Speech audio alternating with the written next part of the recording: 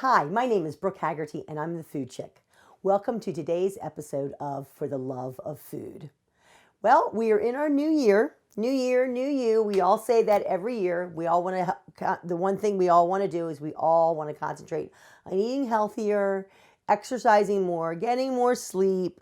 The same thing every year, but sometimes it seems to fall by the wayside because we tend to think that eating healthy will take too much time, too much effort. Well, I'm here today to show you that it doesn't have to take too much time or too much effort. We're going to have two of my favorite things today. We're going to start with an Asian vegetable soup today. It's a vegan soup. It has carrots, celery, onions, beautiful cabbage, spinach, portabella mushrooms, and takes next to no time to cook. And the wonderful thing about this soup is you can make a big pot of it on Sunday at your house and then have it for the whole week, or freeze it in smaller packaging. So that way you can pull it out whenever you need it. We're gonna pair that as well today with some quinoa.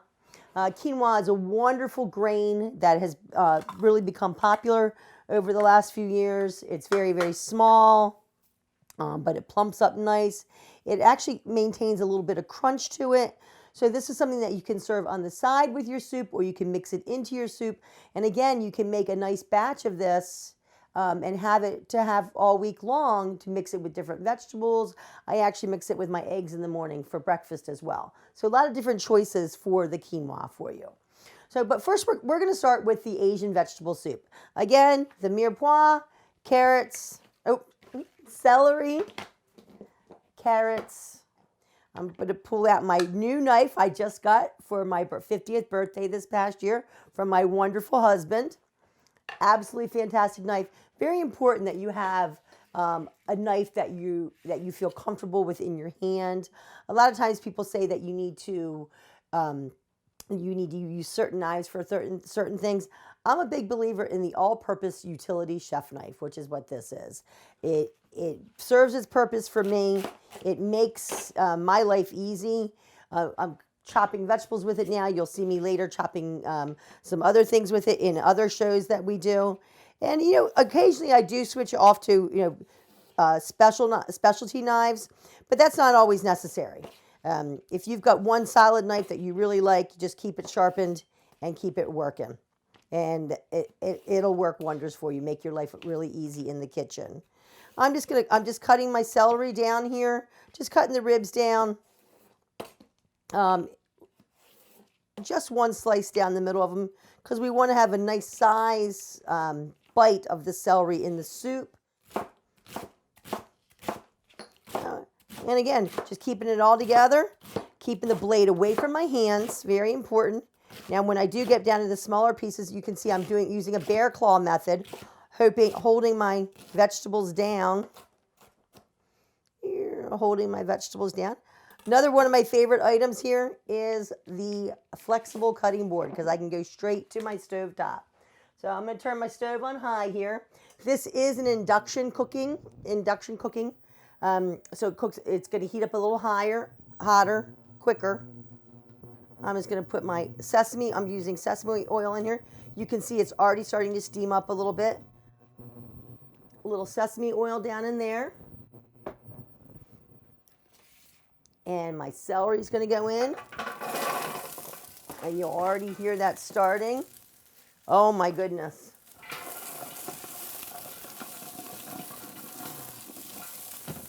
And I'm going to turn that down just a skosh there. We got the nice steam action happening.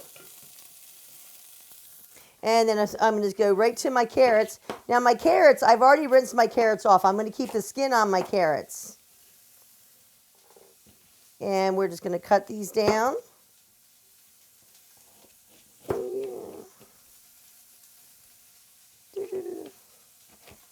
Again, not too big, not too small. That celery's going to town over there nice. Not too big, not too small. You keep in mind who your audience is. Who's the person who's going to be eating this soup?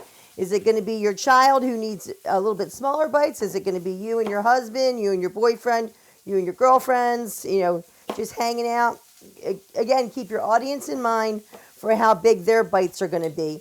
But you also want to make it so that it's a nice hearty soup, because this is a delicious soup. This kitchen smells so good already with the celery going with the sesame oil. Okay, so now we've got our carrots. So our two heartier items are going to go in first, our carrots and our celery.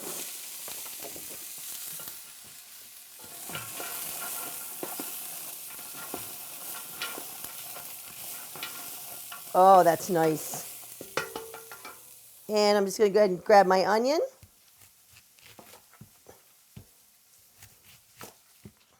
Now the onion, what I'm going to do with this onion, I'm going to cut it down into long slices, because that's going to sort of mirror the slicing that we're going to get from the cabbage that we're going to do. So just some nice long slices down.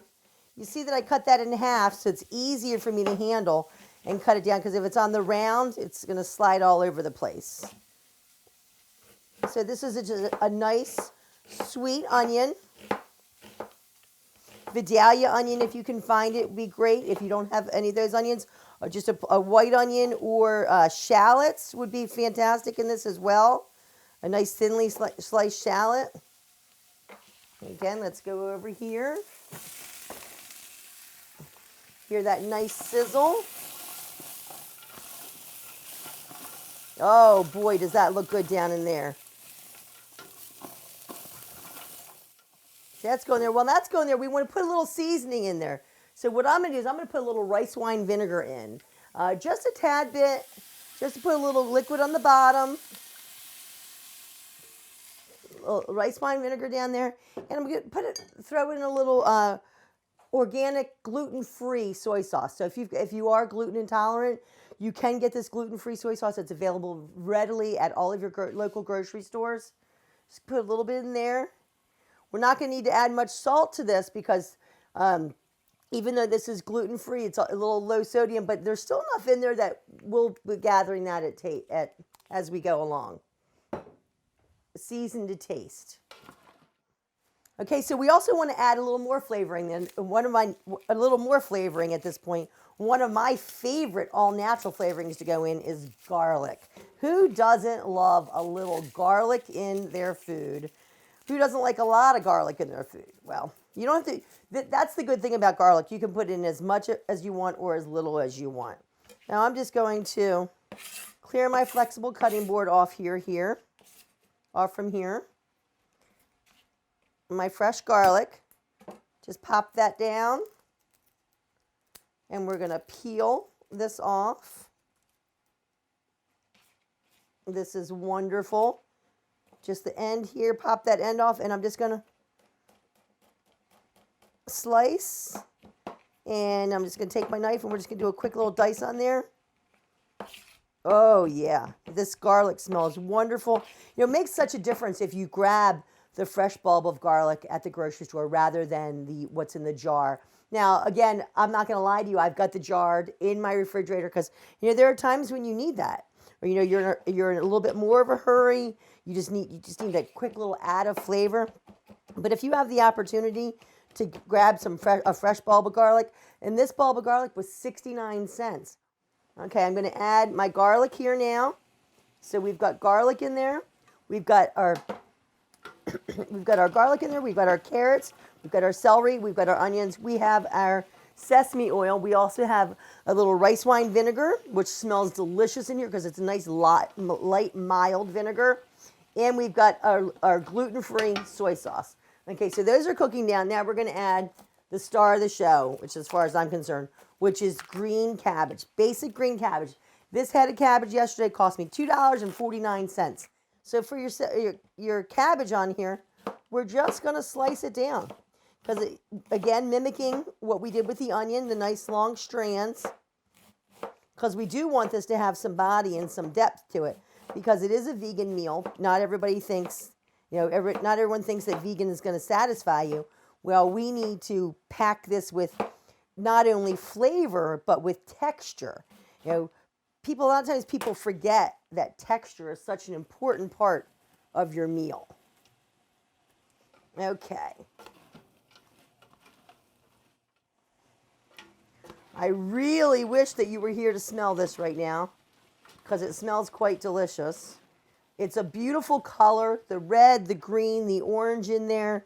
You know, people, you eat with your eyes first. So we want to make sure that our guests and us, when we're cooking, you need to be enjoying what you're cooking so that you can enjoy that when you eat it. We're going to start to incorporate a little bit more flavor in here. Another one of my favorite items to use, especially when I'm cooking Asian, is ginger. This is a ground ginger. Ground ginger is very flavorful. It's got beautiful aroma to it. If you don't have it, I keep ground ginger in my cabinets at all times. I also keep fresh ginger in there. And I keep my ginger fresh by keeping it in the freezer. Oh, that's delicious. I'm going to add a little bit of liquid to this. And the liquid that I'm going to add is I'm going to use a little bit of vegetable stock. I'm going to make my vegetable stock by using a vegetable base, again, readily available in your grocery stores. You just need a tiny bit. This is just, just about a tablespoon. It's going to go into 4 cups for me for right now. I'm just using hot tap water. And I'm just doing this so that we don't get any burn on the bottom of our pan with the vegetables that are there. And I'm just going to put about 2.5, 3 cups in there for now. I'll turn that up just a little bit. We'll get that cabbage cooking down. Okay. I'm going to put a lid on there. Let that do its number for a little bit. And I'm going to move over to my quinoa, which I'm not going to lie to you. I probably should have started my quinoa a little earlier, but I did not. Quinoa takes about 15 to 20 minutes to cook. So this would have been going. Now, your quinoa, it comes in a bag. It's readily available at the grocery stores, at any of the big box stores that are in your area. The first thing we want to do is we want to rinse the quinoa in cool water. And how do you know when your quinoa is ready to go? Well, I always put a big bowl underneath. You can see when your big bowl comes out clear, the water in it is clear, that you've rinsed your quinoa enough. I'm going to use 2 cups of the dry quinoa to 4 cups of liquid. So I'm going to put them in there cold together or room temperature together and let it come to a boil. And then we're going to put a lid on it and it's going to sit for a few minutes. Now, you see the murkiness in there? So we'll get that out of there. We'll do 1 rinse there.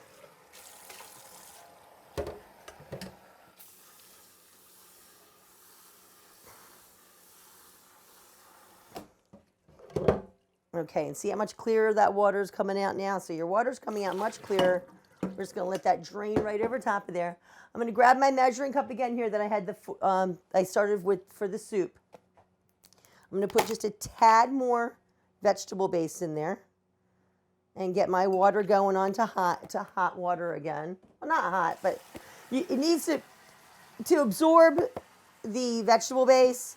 It needs to have a little bit of warmth to it. It's not necessarily going to go down in cold water, but once it heats up, it will definitely dissolve out in there for you. So we'll get this up to 4 cups of liquid.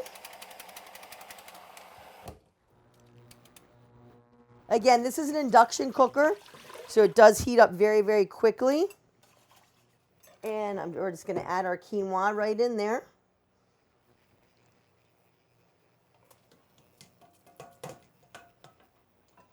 I'm just going to whisk that down in there so it gets everything off from our strainer, off from the sides. And we're going to let this come up to a boil. One question that people ask me quite often is, why do I use vegetable stock or chicken stock or beef stock in things like quinoa, in mashed potatoes, in rice? Well, I do it because I think it adds a little bit extra flavor to it. And the whole idea of cooking is you want to get the most bang for your buck with flavoring at little cost to you. Okay, so our quinoa has been on a rapid boil for about 2 minutes now. I'm going to turn it down to just a little below medium. You can see it down here. It's doing its dance of joy. in the vegetable stock. Great flavor there. Another way that we're going to add wonderful flavor and a little more texture, because again, we're all about texture, is we're going to add some gorgeous peppers in there. I've got some red pepper, some yellow pepper, and some orange pepper. So we're going to cut those up. We're going to cut those up and we're going to put them on the side. And then right before the quinoa is finished, we're going to add those to the quinoa because we want them to cook a little bit, but we also want them to retain a little bit of crunch. Again, going with that texture. So I'm just going to get my peppers done. And we still have our soup. Our soup is simmering away. That cabbage is cooking down. Oh, you really want to make sure that you're cooking your cabbage all the way down so that it's easier to digest. So I think I'm just going to use half of each pepper here. And how I'm going to cut these peppers is I'm just going to cut them down into strips. And then I'm going to cut them into bite-sized, a little smaller than bite-sized pieces because we don't want to overwhelm the quinoa. Because remember, that again, the quinoa is a very small grain. So you don't want to have a big, huge bite of something and this little teeny tiny grain over here. So we sort of keep it a little bit, together. Where this is, sometimes like with wine, you compare and contrast wines. This is going to be like comparing. So we're comparing our textures rather than contrasting our textures. So gorgeous red pepper. You saw I pulled the ribs out. Now this is my home kitchen. And as you can see, it's not a very large kitchen. It's about 90 square feet. I don't have a lot of counter space. I do have this awesome rolling cart that I use quite often. I did just recently get some new appliances. So I've got, a nice stainless steel refrigerator and an induction cooktop. So this is what happens when your husband doesn't get you a Christmas card or a Christmas present. You get to go shopping the next day, which I found out later was actually my present. So there was a method to his madness. So I was very happy with that. Okay, so you see we got these gorgeous peppers. They're going to be beautiful in our quinoa. I think I'm going to throw a little cilantro in there too, just a little bit of cilantro because we're going to have some in our soup as well. And I'm just going to tear these leaves apart because again, we're going to add these when it's just about finished cooking. So the leaves won't deteriorate in there. And I'm going to do one jalapeno. This is a beautiful green jalapeno.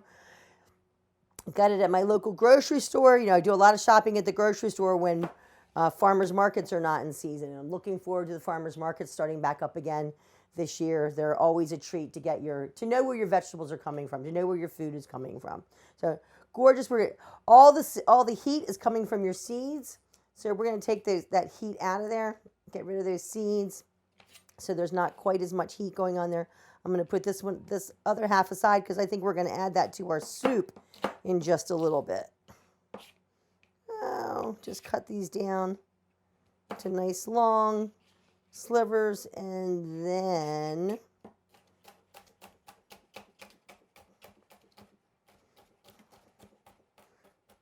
into little tiny pieces.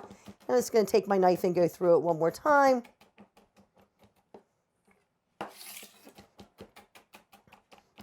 So we're not overwhelmed with heat in there.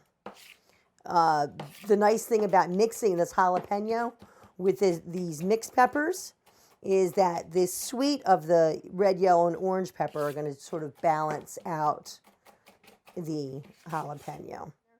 I'm going to go ahead and I'm going to slice the rest of this jalapeno, and we're going to put this in here.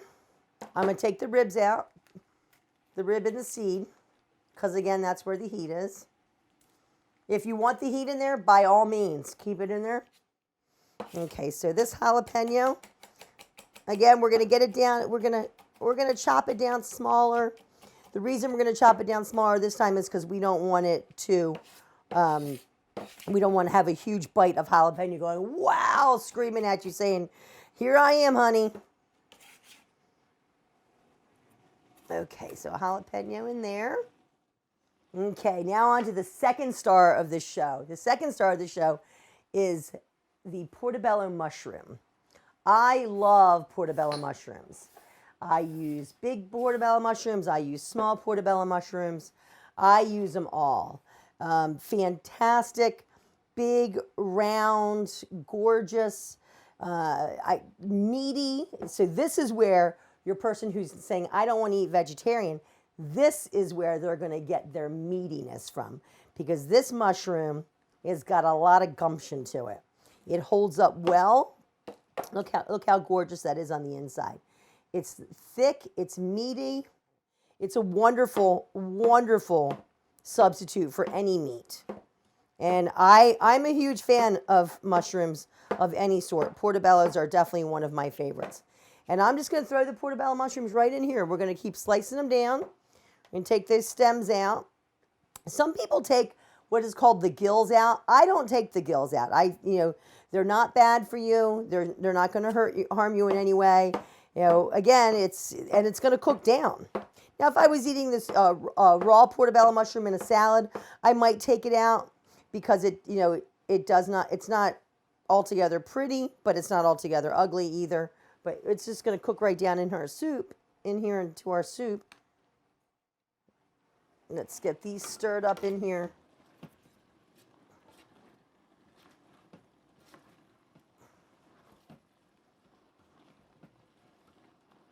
And I'm going to add some more because just like with regular mushrooms, these do tend to cook down a little bit. So the more the merrier. Again, I picked these up 4 for $5. I know I grabbed a couple extras because I've got some other things to do with them. Now we want to start adding a little bit more flavor now. We've got the bulk of our ingredients in there as far as our vegetables. The jalapeno is going to add a little bit of heat to it. We did have some salt in there when we added the soy sauce. However, it's a low salt. And when I tasted it, because it's important to taste your food as you go. I taste it. It needs a little salt to it. So we're going to put a little salt in here. Just a little salt. This is truffle salt that I use. You can get these at Wegmans and specialty stores, Trader Joe's, places like that. It has little flecks of truffle in there that you can see. It just adds an earthiness that regular salt does not offer. I'm also going to add my other favorite ingredient, which is lemon pepper. This is ground lemon zest with pepper in it. I love the taste of lemon and citrus, especially lemon, because lemon does not mask the taste of food. It only enhances what you already have there. Okay? Next thing I'm going to add is I'm going to add a little cumin. I'm going to put a little smoke with this. Again, we've got that portobello mushroom in there, which is acting as our protein. For those of us who think that we can't eat vegan, the smoke is also, it's going to mimic you in your brain and your subconscious that, hey, I've got some meat going on here. So I'm just going to put a little bit in there. The mushrooms are cooking down beautifully, as you can see. Let's see, there we go. Nice big piece of mushroom there. And they just sort of break apart naturally in there, but you're still maintaining a robust texture and robust flavor. One last thing I want to add in for a little bit of additional Asian flavor. So I'm going to put teriyaki. Again, this is a low sodium teriyaki. And we're just going to put a few shakes in there. We're bubbling away.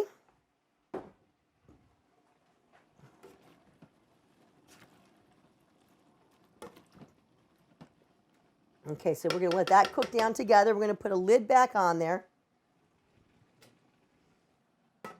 We're going to check our quinoa. Our quinoa, which is doing beautifully.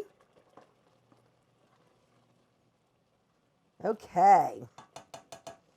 I'm going to add our peppers and our cilantro to this right now so we get some nice flavors in there.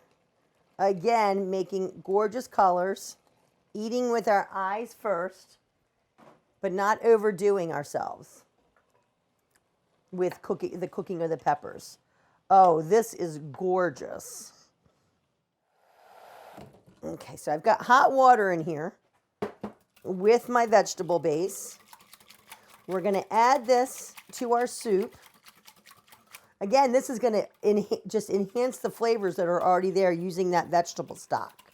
I can't tell you how much I enjoy using stocks in all kinds of my cooking. Okay, here we go. Just going to pour that right down in there.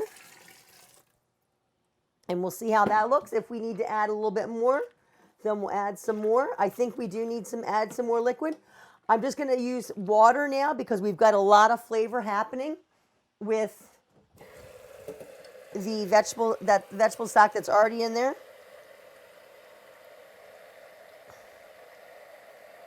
And I'm just going to pour this in a little bit at a time so we can see how much we need. We want this to be thick, but we don't want it to be too thick. But again, it's food, and food is subjective. So that'll go for 2 more minutes. Then, the pièce de résistance for the Asian vegetable soup.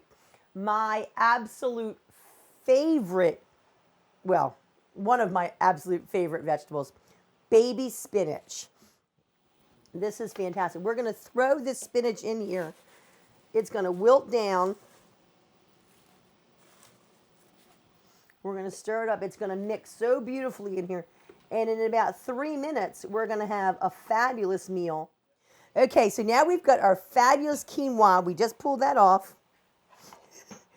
Peppers in there. Jalapeno, red, yellow, and orange peppers. A little jalapeno, a little cilantro. I've got cilantro here. And we're going to add some more cilantro to this dish. But look at this. It's absolutely, it just smells, it smells good. It smells fresh. This smells to me, this smells like summer right now. What I'm going to do is I'm going to show you 2 different ways that you can serve this. The first way is we're going to put the quinoa on the bottom and then we're just going to scoop the soup right on top of it. The second way would just to be, have a side plate of quinoa and then a little cup of soup on the side. That way you can get different tastes. I'm just thinking I want to mix it all in there together to start. Our spinach is wilted down beautifully. Oh, look at those gorgeous colors coming out of there. Doesn't that just say, eat me? It does to me. And then a little pop of the quinoa on top of that, just so people know what's down below. So there's one way that we can have this. Another great way to serve this meal is to grab your big soup cup. Again, this gorgeous soup that just says, eat me, eat me, eat me, because I'm so delicious and I'm so healthy for you.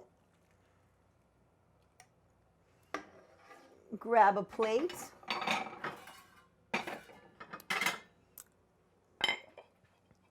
Put your quinoa on the side. That way you've got your grains separately.